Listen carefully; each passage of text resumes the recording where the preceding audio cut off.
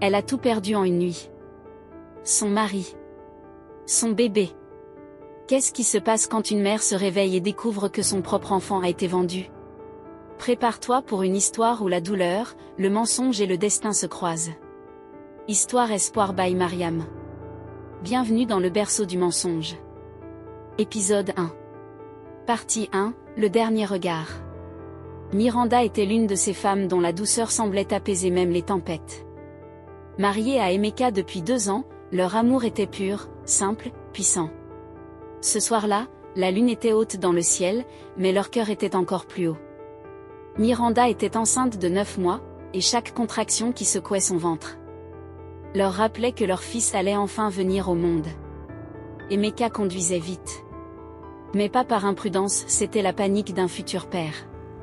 Miranda gémissait doucement à l'arrière du siège, posant la main sur son ventre arrondi, pendant qu'Emeka murmurait « Tiens bon, mon amour.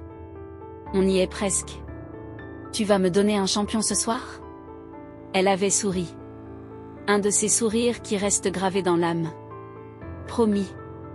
Mais tu devras lui apprendre à être aussi têtu que toi. Il riait. Un dernier rire. Un rire béni, que le destin allait briser en un souffle. Il n'était plus qu'à 10 minutes de l'hôpital. Juste un feu à traverser. Juste une route à longer. Mais un camion déboula d'un carrefour, ivre de vitesse, sans frein, sans âme. Emeka n'eut même pas le temps de crier. Le choc fut brutal. Le bruit du métal froissé, des vitres éclatées, le hurlement déchirant de Miranda. Puis, plus rien. Un silence lourd. Un silence qui ressemblait à la mort. Quand les secours arrivèrent, Emeka ne respirait plus. Sa tête était penchée sur le volant, les mains ouvertes, comme s'il essayait encore de la protéger, même dans la mort. Miranda, elle, respirait encore. Faiblement. Mais son ventre bougeait. Leur enfant était encore là. Vivant. Prêt à naître. Prêt à ne jamais connaître son père. À l'hôpital, tout était flou, rapide, brutal. Les médecins criaient, couraient, s'agitaient. Miranda fut emmenée d'urgence au bloc. Elle ne parlait plus. Ses yeux étaient fermés, son cœur fragile, mais son bébé, lui, se battait. Et quelques minutes plus tard, dans une salle froide, un petit garçon poussa son premier cri. Fort. Puissant. Comme s'il appelait son père disparu et sa mère endormie. Mais Miranda ne le tint jamais dans ses bras. À peine l'enfant né, son corps lâcha. Pas la vie. Non. Mais l'esprit. Miranda sombra dans un coma profond. Une prison sans mots, sans gestes, sans réponse. C'est là que Justine entra dans l'histoire. La sœur aînée de Miranda, bouleversée, était arrivée à l'hôpital en courant, les cheveux éparpillés, les mains tremblantes. Elle pleura sur le corps de sa sœur, serra la main de l'enfant qu'elle ne comprenait pas encore, et chercha des réponses dans les yeux des médecins. Mais dans l'ombre, il y avait une autre présence. Kojo, son mari. Kojo ne pleura pas, Kojo réfléchissait. Car à quelques quartiers de là, dans une grande maison de marbre et de silence, une autre femme venait de perdre un enfant. Dans une immense villa, le silence était lourd comme un cercueil. Zara, la belle épouse d'un des hommes les plus puissants du pays, venait de sortir de la salle d'accouchement. Sa robe de soie collait à sa peau, ses joues étaient trempées de larmes. Mais elle refusait de dire un mot. Sa belle famille attendait des nouvelles. Son mari aussi. Mais la vérité, c'était qu'elle avait perdu l'enfant. Un petit garçon qui n'avait vécu que quelques secondes. Son cœur s'était arrêté avant même de pousser un cri. Et ce cœur-là, il avait aussi brisé celui de Zara. Zara savait. Elle savait que dans ce monde, les apparences comptaient plus que la vérité.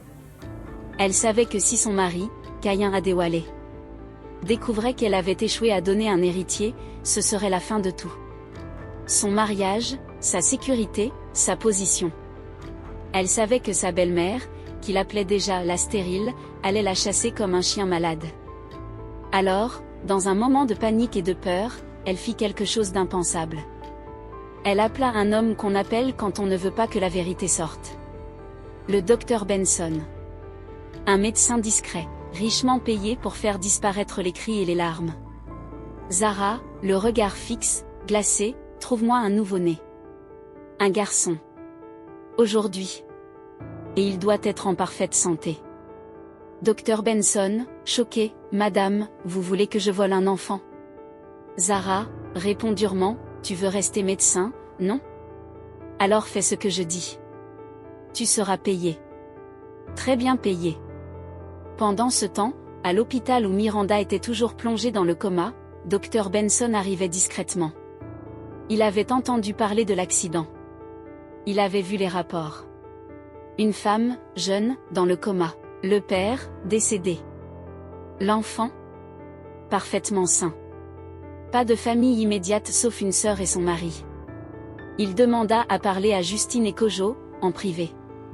Ils s'assirent dans une petite pièce blanche. L'ambiance était lourde. Dr Benson, dit doucement, je vais être direct avec vous. Votre sœur est entre la vie et la mort. Elle peut se réveiller demain, ou dans un an. Personne ne peut savoir. Justine, la voix cassée, mais son bébé?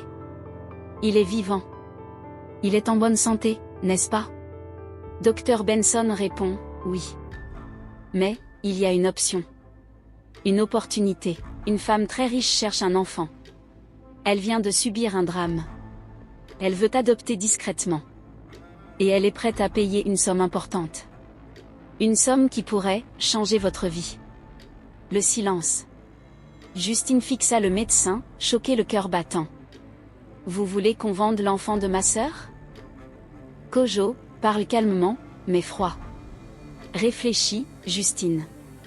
Cet enfant n'a plus de père. Sa mère est à moitié morte. Nous, on vit dans une chambre avec un matelas percé. Tu veux qu'on élève un bébé comme ça? C'est le fils de ma sœur, Kojo. Dit Justine. Et Kojo répond. Et ta sœur ne se réveillera peut-être jamais. Tu veux souffrir toute ta vie pour un enfant qui n'est même pas à toi? Justine ne dit plus un mot. Elle regarda le sol. La gorge serrée, la honte déjà plantée comme une aiguille dans le cœur. Puis elle hocha lentement la tête. L'enfant de Miranda fut emmené dans un Range Rover noir, direction la villa de Zara.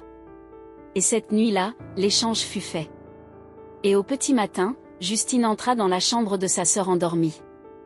Les yeux pleins de larmes, sachant que lorsqu'elle se réveillerait, elle lui dirait une seule chose, ton bébé n'a pas survécu. Alors, qu'avez-vous pensé de cette nouvelle histoire? Et vous, qu'auriez-vous fait à la place de Justine? Auriez-vous eu le courage ou la cruauté de vendre l'enfant de votre propre sœur pour de l'argent? Dites-le moi dans les commentaires. À très bientôt. Abonne-toi et active la cloche pour ne pas rater la suite.